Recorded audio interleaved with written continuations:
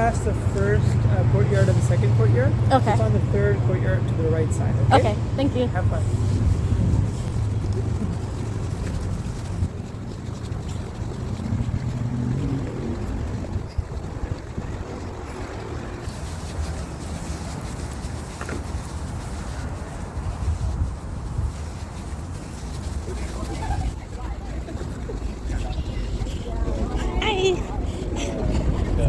I'm one of the books. You're one of the books? Come this way then. Yes. Amazing. We're going to get you warm and cozy.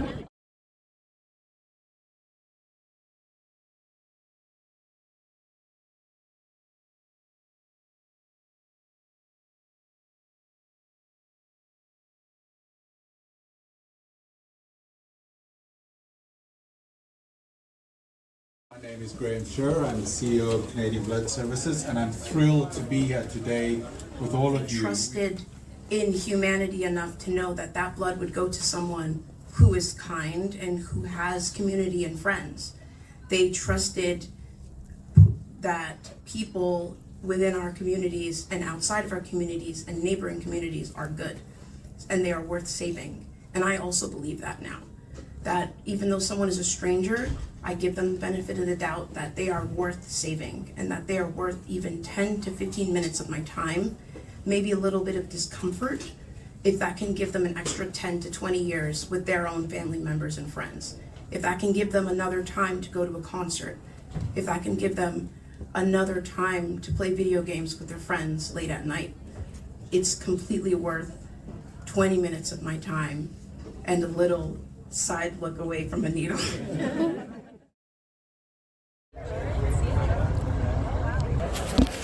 So here we are at Stacked Market for the Canadian Blood Services event. I get to be a book or cassette tape, as we saw, and I get to sit down and talk to someone about blood donations, giving blood, and receiving blood, and how it's impacted my life. I've been doing transfusions since I was about 16 as a treatment for sickle cell disease.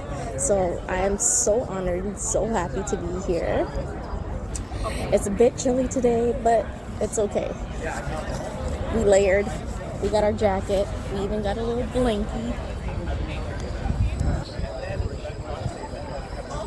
A little blankie. That say who's saving who. Definitely y'all are saving me, trust. Donate some blood. My name's Ramen, like the noodles, but ramen. So I love ramen, so you you're know? loved. So I just came with the media agency, so we've been working with CBS on just like the Who's Saving Who campaign for a while now. So it's really exciting to see everything come to life. And we've seen a lot of the donor stories kind of just like as in fruition, like as we were planning. So yeah, that's why I'm here today. More about sickle cells because that's why I picked it, because I was like, I've always been kind of interested in this because I've seen stories about it on like TV shows, but I kind of want to understand a bit more, if you don't mind sharing. Yeah, for sure. That's the reason I'm at a hospital pretty much my whole life until like I was 16 and I started doing the transfusions. It was one of the treatment plans that was a possibility for me. I know another treatment plan was this medication called hydroxyurea, but I don't know too much about it. I just know that it didn't seem right for me. It wasn't a right fit for me. It's a medication and probably would have worked well. It works well in some, but because I have other complications such as I had 2 liver transplants due to sclerosing cholangitis. Yeah. So it's not good for my liver. I've just been through a lot. Right. I also had my large intestines taken out, so full colectomy because of ulcerative colitis. Right.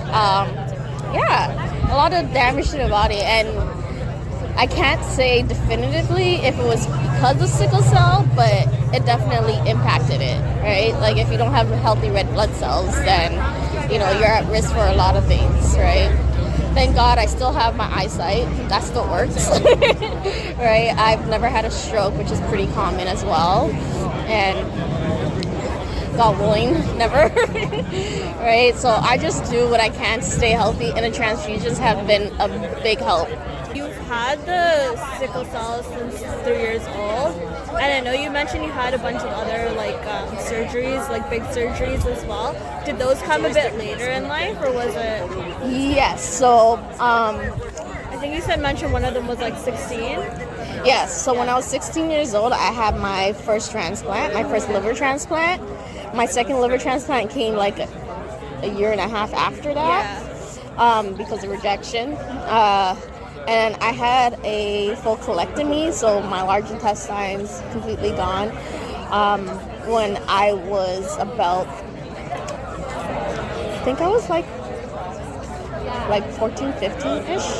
I had it in high school, so yeah, like How early. did that affect high school?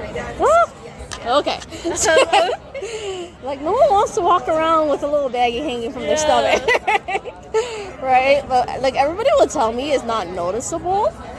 But you like, notice it. I notice Yeah. it, right? So, like, for a while, like, for the first year, I know it was really uncomfortable because before I got the surgery or knew I needed the surgery, it was hard because, like, I had to, like, go to the washroom every so often, right? And it's like, you can't, how do you explain that to your classmates? Yeah. It's like, she's always getting up to go to the washroom. And there's so much young, like we're all in a younger mindset, so it's like so hard to, it's kind of taboo to talk about it. I remember even for me, like, this is completely like not the same thing, and I'm like way off, but I have low iron, and even that, and then I had thyroid issues a bit later on, and like even those two things, because iron pills I think everyone kind of took, but talking about it in high school was a bit taboo.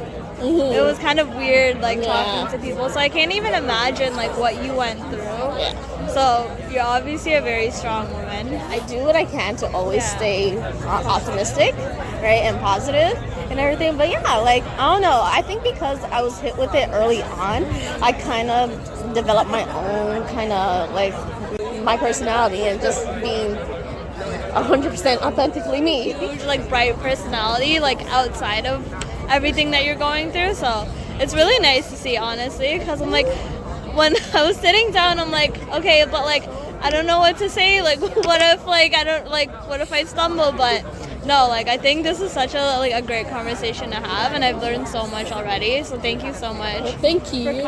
Honestly, I truly love sharing my story because there's so many things that I didn't get to have, and I had to learn like the hard way. So to be able to share my story and at least help pave a way for others that are coming after me, it's such a like fulfilling thing for me, right? You could ask me questions. You could talk about how it is being a donor. Yeah.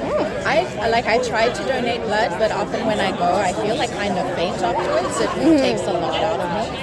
But I love to do it. I think it's obviously such an amazing thing that people need. And if you go regularly, you know, they always have supply for emergencies. And people want to think about a case where they're like, we don't have this type of blood. So yeah. So you are a recipient? Yes, I am. So I have this disease called sickle cell. I was born with it. It's hereditary. It's just like a mutation in our gene. So if both parents carry the trait, they're highly likely to have a child with full-blown sickle cell. And I have type SS, which means that my red blood cells are not fully developed. So they come out premature. And the reason why it's called sickle is because of the shape of the red blood cell. So what happens is that the iron inside the blood cell stick together, right? Instead of being separate and floating around, they stick together and form rods, and it stretches and pulls the red blood cell, which makes it sticky, right? So when it comes out into the bloodstream, they stick to each other. They clog up like veins in certain areas of your body, which puts a lot of your organs and yourself at risk. All right, so I go into a lot of pain crisis because of it. But since I've been doing the transfusion, it like reduces the concentration of red sickle cells in my body and elevates the healthy red blood cells. So that way I'm at lower risk for crisis. So it literally saves my life and saves me from a lot of pain. Yeah, for sure. So you go and you get transfusions to get those healthy, like round, I guess, red blood cells. Yes, exactly. And is that how often would you say, kind of, is it regularly scheduled or seeing how you feel? So it is regularly scheduled. So it's literally a treatment regimen. So since I was 16, I've been getting transfusions every month, so every 4 weeks. So that's a lot of blood in 1 year. That's a lot. That's a lot. That's a lot of time also to go to, I assume, a hospital or some kind of facility and to sit there. And how long does the transfusion? Yeah, so the process takes about 2.5 hours to 3 hours just to do that part of the treatment. But I have to come like either the day before or early in the morning because I usually get my treatments in the afternoon to do blood work, and like so that way they can match my blood and get the blood products ready. So literally today I went to do blood work before coming here because tomorrow I have a treat. What takes someone 20 minutes to donate takes me 3 hours to receive and another full day to recover and be back on my feet. It's well worth it because then I have the next 3.5 weeks of full energy to be able to live a life. The rest. It's amazing.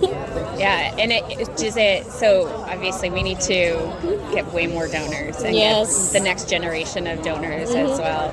How do you tell someone the impact of donation and what can we do to spread the word? I know there's a big need for more of my community, the African Americans, to donate blood because it just works better with my genotype, my blood type, right? So to that, I would say, like, honestly, being able to have these transfusions as my treatment plan, right, and not just in emergencies, but as a treatment plan that I'm able to live and grow and, get through life and have a full life, it's so important because without it, there's a lot that I would not be able to do, right? That I don't know if I would have a life without it, right? Like it's common. It used to be common that patients with sickle cell lived a very short lifespan. But I'm turning 30 next month, so I'm already well past the expiry date. And I want to have a family one day, right? So that's going to come in. That's going to be a big factor that's going to come into play as well. But to be able to sit out here when it's chilly, just doing this alone, it's because I'm able to get these transfusions. I'm able to have my sickle cell under control and not it take over my life and control me, right? Stop me from doing things. So being able to donate blood so someone like me can receive it, it's a whole life changer. It literally gives me life.